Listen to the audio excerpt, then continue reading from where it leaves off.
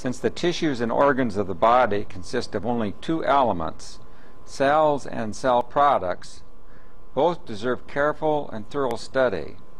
The initial exercise should be to examine the morphology of a cell.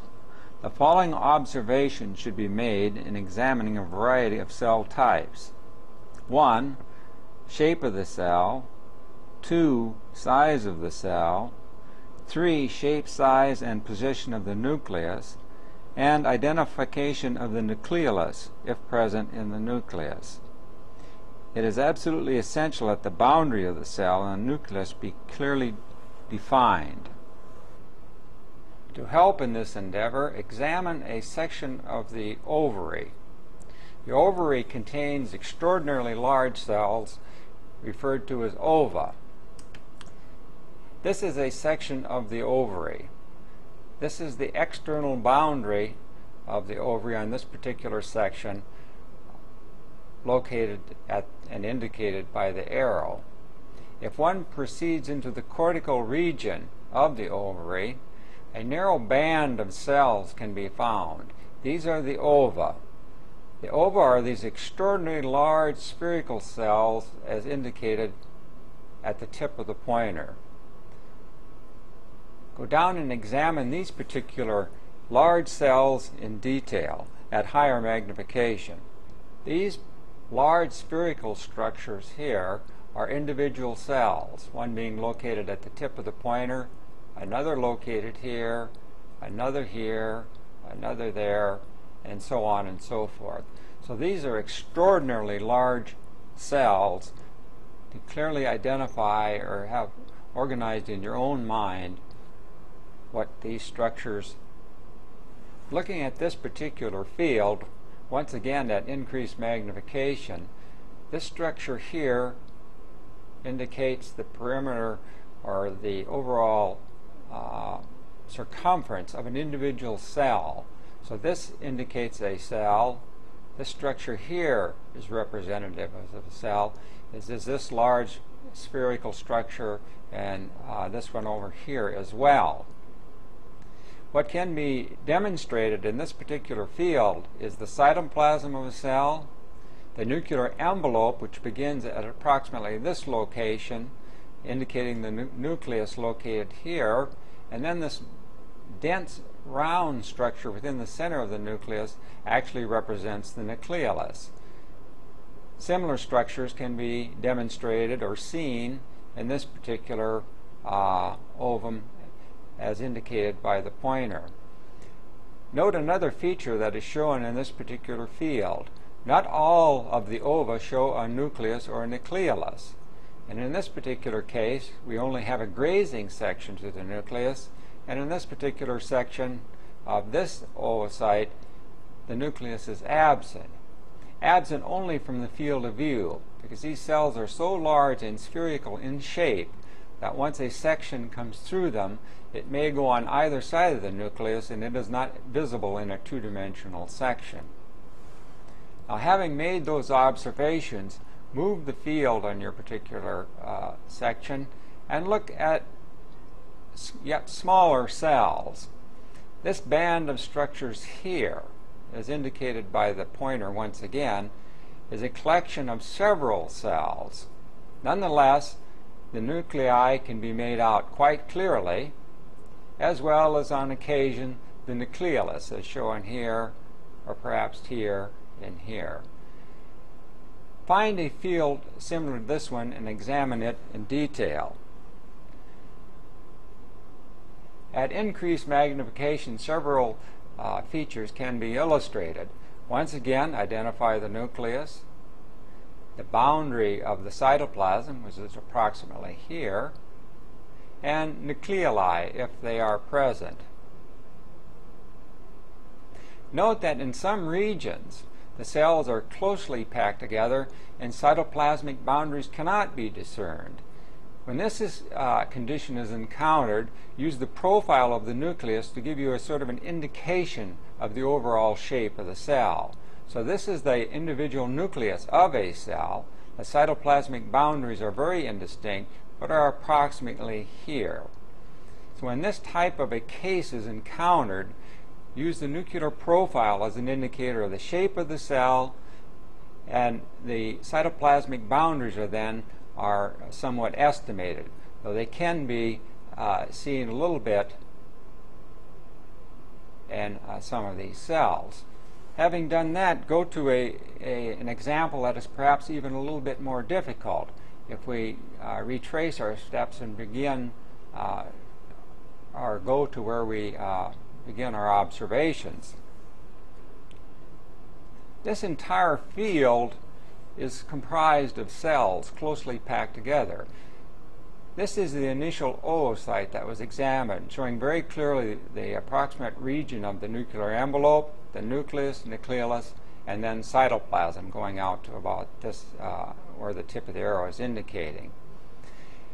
These are nuclear profiles of surrounding cells. In this particular case, the cytoplasmic boundaries cannot be discerned very well, very clearly, but you can still see the shape of the nucleus quite well, stained this deep basophilic color. In this particular case, this is the nuclear profile.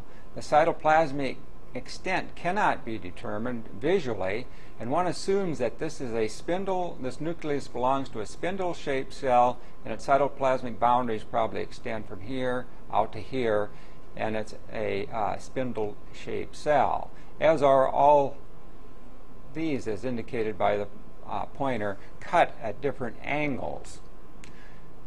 So these are some of the problems that are encountered when examining a tissue under the microscope. The nucleus stains basophilic.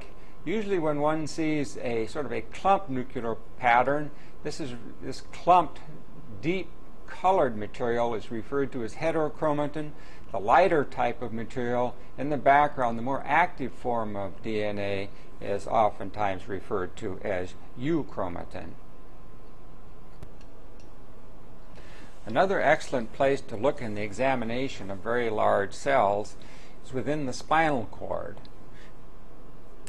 This is a section of spinal cord. This large area here is largely made up of what is referred to as white matter. The place to look to identify the very large cells is in the ventral horn of the gray matter, which lies at the interior of the spinal cord. Looking at this particular field, even with the scanning objective, these small, or very large, irregularly shaped objects are large cells referred to as neurons that are of the same size, if not larger, than the ova. Examine these very large cells or neurons for the same cytological features as observed in ova. This is a nerve cell or neuron, a nerve cell located at the tip of the pointer here, one here, and one here. Note in this particular case that the cytoplasm is drawn out into very large elongated processes called dendrites, and occasionally an axon may also be observed, but we can't distinguish one from the other on this particular section. Note that the nuclear profile can be observed in some of these cells, as well as the dark central round body, the nucleolus, in the center of the nucleus. The same field of cells seen at increased magnification, showing the cytoplasmic extent of these cells drawn out into these large processes, very irregular in shape, and within the center, usually, this light clear vesicle, the nucleus, and contained within this particular cell, the nucleolus, as it is present in this particular nerve cell here. Nucleus, or nucleolus, nucleus, and then surrounding cytoplasm.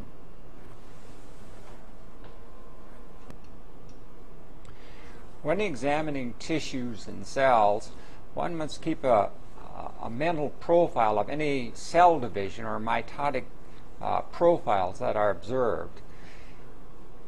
An excellent place to observe mitotic activity, to familiarize oneself with the various mitotic figures, is within the small intestine. This is a section through the small intestine. The arrow indicates the position of the lumen. So the intestinal mucosa is shown here at the arrow, where the arrow indicates. This is the particular region of this section one should examine. In particular, if looking at the arrow, these simple tubular glands, the intestinal glands, or crypts of Lieberkühn, is the area where mitotic activity is greatest. So this shows you a lengthwise cut through one of these simple tubular glands. These profiles, though they're round, made up of a round collection of cells, also are intestinal glands, but are cut at different angles. For example, this rounded profile would be a simple tubular gland, but it's cut at an angle across here, if I can use this to demonstrate.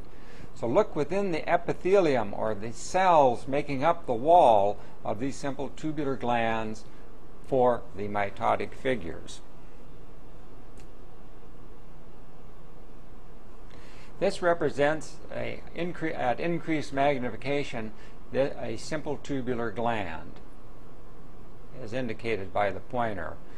Note, you can see it's made up of a cellular wall. The nuclear profile is indicated here by the tip of the pointer.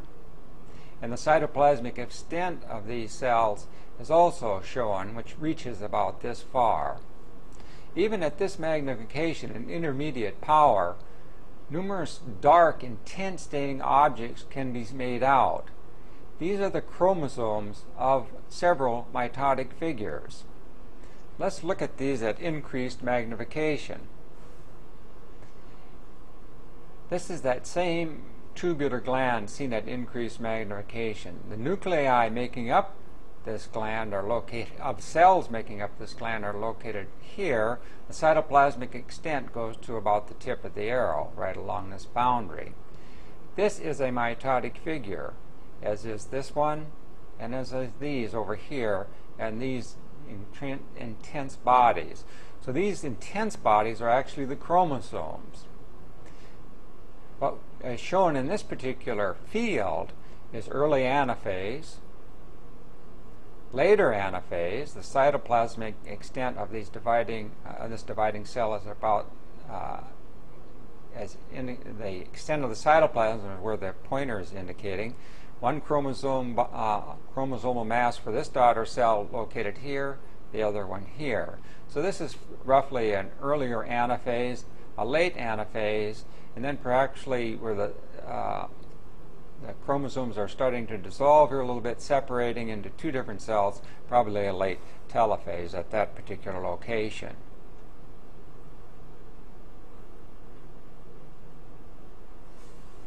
Probably a metaphase here, the cytoplasmic boundary being here, and then the chromosomes lined up along an equatorial plate. So this is the position or the place to look for these mitotic figures because of the extraordinary number within these simple tubular intestinal glands. One should familiarize oneself with recognizing, first of all, mitotic figures, and if possible, put an identification on each one of these mitotic figures. There's a mitotic figure here, one here, one here, one here, as seen in these simple tubular glands.